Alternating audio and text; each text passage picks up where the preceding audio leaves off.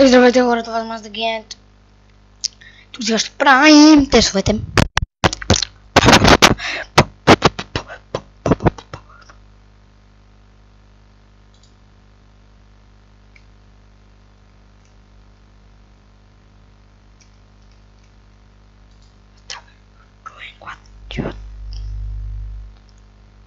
Ще почнем тези тестове да ги правим. Само ще разбира се. Ще почнем да се живот цяла база.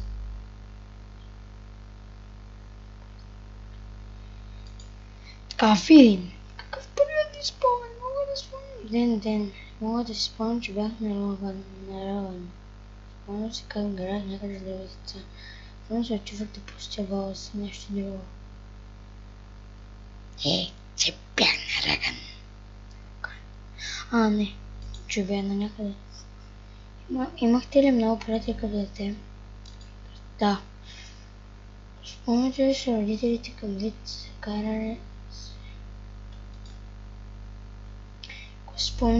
Спомняте най-много. Четири.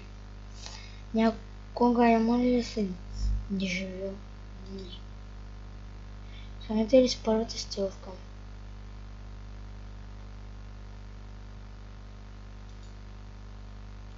Какво беше първото нещо, което купихте в живота си?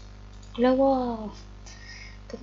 Поддържахте ли все още връзка с старите си приятели от училище? Да, но само някой път.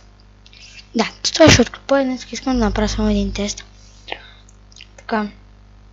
Основно спомняте си, сте били лекар. В продължение си живота сте помогли на много хора и можете да бъдете сигурни, че това е място, където идва щедрия ви и безгрижен характер. Вие вярвате, че всичко е добро по душа. Ние просто трябва да се опитаме и да извадим от това от тях. Да, и това ще е кратна клипът. Много е кратък, не искам да има нещо в каналът ми. Надявам се клипът ви е харесал. Клипът ви е харесал. Дайте ми палец нагоре, коментирайте и се абонирайте. Чао!